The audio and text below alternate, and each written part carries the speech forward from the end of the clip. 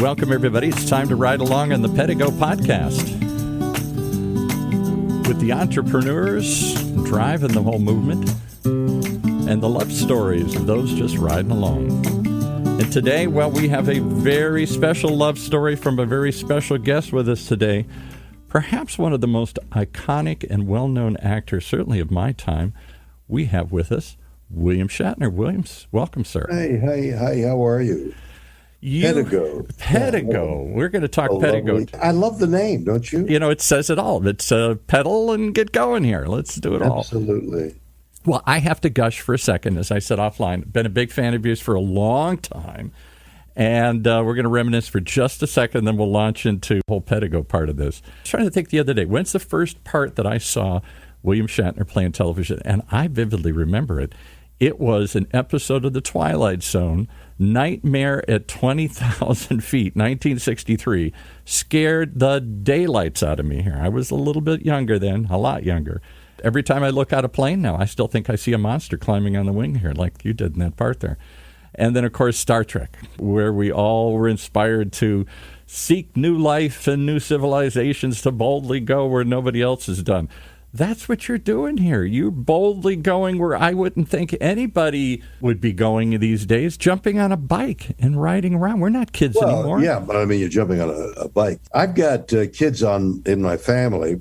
When we started with PEDEGO a few years ago, maybe 5 years ago, two of them had Sweet 16 parties this last month. Really? And they were, kids on a bike, and they would run ahead, right? Pedal ahead. I was a bicycler, I guess, moderately so. But there's a shop near where I live, and I was in there. This is up in like in the valley or someplace. I think you. Well, we're going to somewhere in the valley. Somewhere in the valley. All right, we won't say where. Right. Somewhere between two mountains. Yes, there exactly. Beside a creek, small bicycle shop. So I was in the bicycle shop for one reason or another, and the head guy said, we got some electric bikes here. I said, I've never heard of electric bikes. Electric bikes. They go and you press the switch. And so I got on one, and I'm a motorcyclist, and I drive a lot of motorcycles. And suddenly I'm on a bicycle motorcycle, but a tame one, something that you can handle. So I went up and down the street, and I realized I could keep up with the 11-year-olds on their bikes. I could pedal away until I got tired, and then I could hit this switch and stay with them. It was magic. So I said, I'm interested in these bikes. And they said, well, it's made by PEDEGO. Why don't I introduce you to the PEDEGO people? So I met Don DiCostanzo, whose company it was. Who's the mad scientist behind this, and had much of the same inspiration. He wanted to ride a bike down by the beach. He liked going down the hill, didn't like coming up, But that's exactly right. So I met Don. He said, with the company and the thing, and I'm interested. And I became part of the PEDEGO company. And I got some bikes from him and got some bikes from my family. And suddenly we were taking pictures about the family and the joy that was bringing us. And then as each new invention, as each new addition, improvement on the bikes happened, I'd get an improvement. One of my grandsons is like a daring do guy. And so we got him a mountain bike. Yes, right. Electric mountain bike. Right. And he's flying up and down the hills, and then he got married and got his wife on there flying up down the hills, and these kids are running. And everybody over 25 is like, oh my God, hit a switch, and we're staying with them. So what happened was, with Don's help, everybody had an electric bike, the youngsters and the oldsters. Wow. So it wasn't just you got the whole family involved in this. No, 15 members of the family. What a joy it was to organize these family gatherings. Family gathering is like, we're getting the family, but the family, if you got teenagers and stuff, they listen to the people over 25 for about 5 minutes, and then they get on their phone. They want to do other things. Even William Shatner's family? You think they'd want to be regaled by the tales of... I can entertain them for 6 or 7 minutes. So they're occupied in other things, but not with an electric bike, on a bike. There's activities, people to see, things to go, meals to find. And so we have family outings, 15 people on a bike. We meet someplace. Don frequently comes with us, and we organize bicycle outings, and we all go to a restaurant. We end up 15 people. We have a reservation. We have a lunch. We get back on the bike. We do more exploring, and everybody has a great time. Prior to the COVID thing, we were doing it weekly. 15 people. Weekly, 15 people. Do you have a name for it? Is it the PEDEGO Pack? Families would meet in some place and go somewhere and have a joyful time and invite whoever wanted to come with us. So we'd frequently have 15, 20 people riding along with us. And I became a member of the PEDEGO family. They've got new bikes coming out, newly designed. And so Don said, well, you got to ride those. And I said, no, I don't want. He said, you've got to ride these new bikes. No, Don, I don't like to change bike. No, Bill, I have to get you these bikes. So the new bikes are coming in, and I can't wait to get my hands on the new bikes. All right, so I'm trying to picture this pack, this PEDEGO pack that you've assembled, this family gathering. 15 members of my family and several members of Don's bicycle family. From time to time, Don DiCostanzo himself, sometimes some of the guys at the bicycle shop, the guys who own the bicycle shops, are themselves, in many cases, bicyclers. Sure. I mean, not just, they're avid bicyclers, and so they'll come with us and lead the pack. It's what I'm saying to you is, having had an electric bike, it has opened up bicycling for me and the family. It's been a godsend, a joyful godsend, and so I talk to people all the time saying, this is what I'm doing, and they get themselves an electric bike. And how do they react? Do they look at you and say, Mr. Shatner, Bill, we're not kids anymore here. What the heck are you doing on a bike? Doesn't matter. See, because it's got this little switch. You switch to electric power, and it goes 20 miles or longer, and you can adjust your speed. You can go at walking speed, or you can go 20 miles an hour, and you're zooming along. It's great fun. It's safe. It's bicycling, and you can do it as you're dying. You can do it. On the way out, you can do it. My heart is ready. No, I got to go a little further with my electric bike. It's great fun. I can't tell you. I can tell you, and I am telling you, my fervor for electric bikes. We had a dealer on a couple of weeks ago. This is all new to me. I'm learning along like everybody else here. And he said what sold him to become a dealer is he took one to his father. Now, his father's dying of cancer. And he says, Dad, why don't you take a look at this? What do you think, Shane? Why don't you die of cancer on a bike? Kind of. Essentially. And he gives his dad the bike, and he says, just try it and see what you think. His dad hadn't been out of the house in like 6 months. You know, he's weak. He doesn't used to love to go out. He takes off on the bike.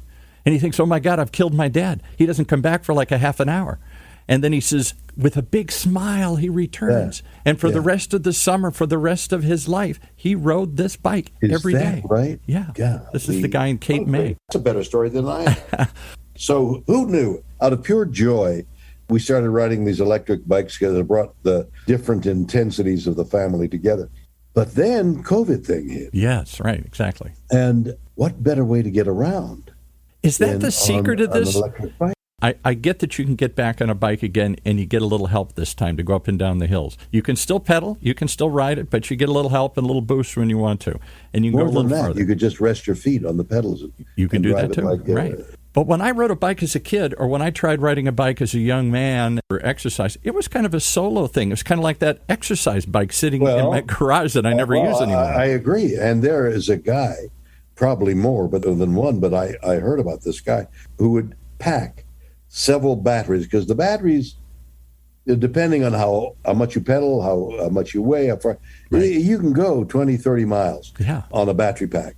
So if you have 2 battery packs with you, you can't go that far before you will not run out of power. Then they charge in a short time. So there is a guy who may still be doing it. He was doing it when I got into the electric bike, going around the world. Heard that. I think we're going to have him on the show. Around the world. He'd have to stop at the water's edge. Maybe, yeah. He had a long pipe, but he'd only go 30 feet. Exactly. When he got into the Mariana Trench, he had to get some help. Little help. Extra battery. Little help from the Mariana Trench. But he's going around the world with an electric bike. Depending on how you pedal, and you should pedal because that gives you the exercise. Sure. You extend the life of the battery. So what is it that's got us riding e-bike, particularly Men of a certain age here, men and women of a certain age, aging baby boomers. Is it just the fun? Is it the social aspect of it? Is the pedal assist? What is it that's making people such avid bike riders again at this point in our lives? Well, because the joy of riding is on the way out. Like, oh, look at this, and isn't the weather great? And you get 20 miles from home, and you think, okay, I got to turn and go back home, and now the nightmare hits. Yeah. My legs are tired. And, I mean, that's the worst time when you turn around and think, I've got to get home. I've had all this fun, exuberance, pedaling the bike, and now I got to get back.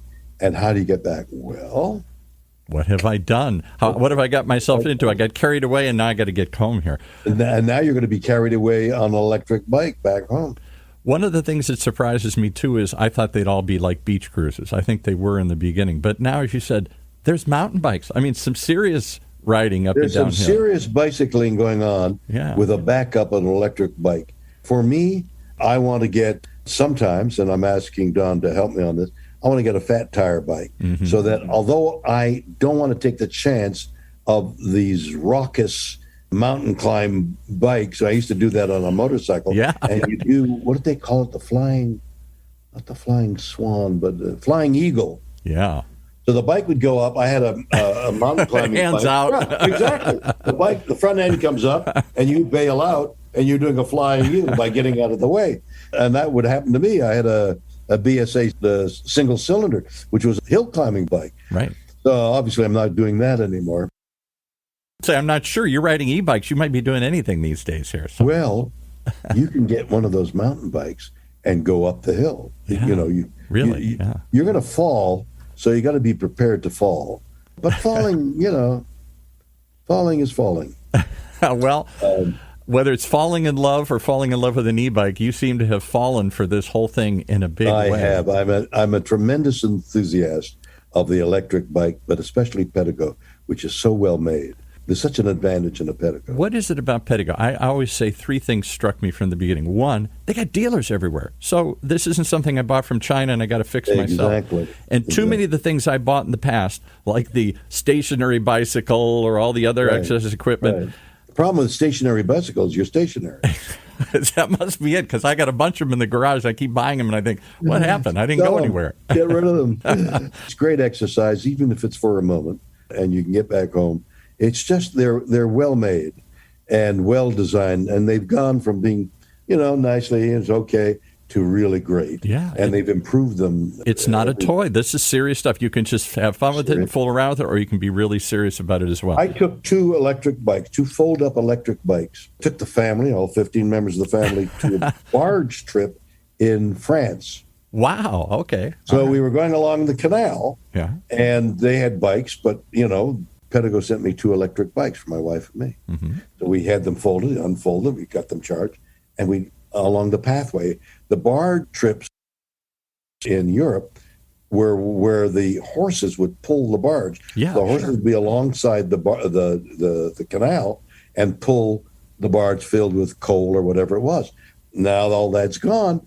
So they have motorized barges with hotel rooms. I've seen it. Kitchens. Always thought this would be fun. Yeah. And with the electric bikes, and they have a European electric PEDEGO, you pedal alongside the barge, which is moving, and you have your exercise. Man. It is a joyful. I cannot tell you how much joy PEDEGO has brought me. So one of the things we hear over and over again from the dealers is, "Hey, I like the fact it's well built, good product. E-bikes are hot. There's an EBike revolution happening. People are getting back on bikes, all ages, particularly aging baby boomers." But the thing they didn't expect was how many people come back, like you're apparently doing, with a smile, with a big smile. How many things can you sell with a big smile? Yeah. And they make a variety of bikes. So this fat tire bike will go in the dirt pretty well. And that's another place. If you get off the beaten path, those narrow tires are a little risky.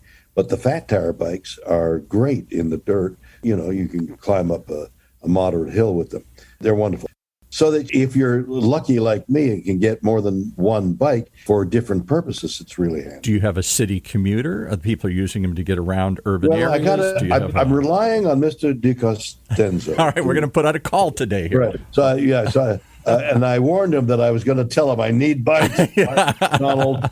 Mars needs women. We need bikes. Yeah, exactly. Yes, Right. exactly. All right. Well, you've been an explorer on television your whole life. All these TV shows you did, from Star Trek through Third Rock, Boston Legal, TJ Hooker, all the series and stuff you've been in, movies, commercials, countless things, spoken word records. You have this kind of cool image at the forefront of things. Hey, I've got a new album coming out at the end of September. I saw here. I want to talk about this just for a second. Although I haven't written a song about riding a bike. I was going to ask, yeah. The songs are autobiographical, and Rob the poet and I would talk during COVID on the phone or in Zoom. And when I left home, I graduated from university and spent a little time in Montreal working as an actor, but the time had come to go on to the New York of Canada, the Toronto. And I'm leaving, and I got a little old car, and I'm crossing a bridge, probably over the St. Lawrence River. And I saw this 18-wheeler coming towards me, and the 18-wheeler was pushing this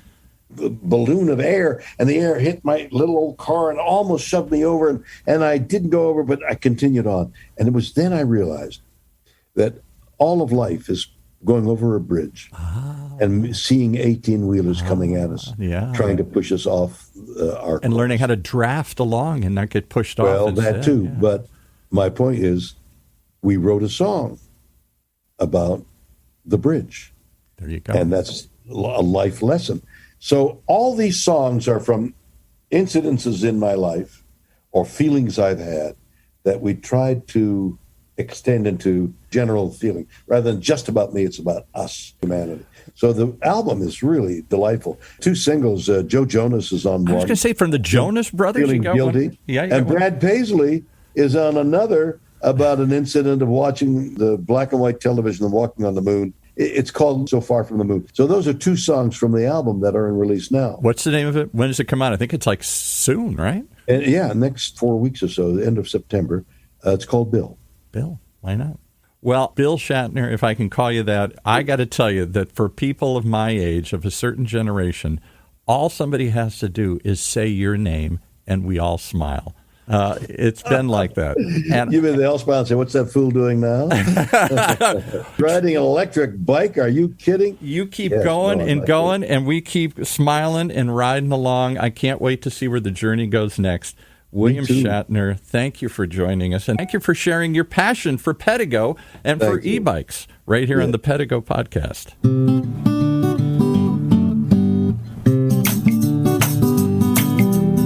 Well, there you have it, folks. The most incredible love story of all. The one man who's been leading us for a long time is now leading us in a whole new direction on the EBike Revolution. Right here in Orange County's only community radio station, OCTalkRadio.net.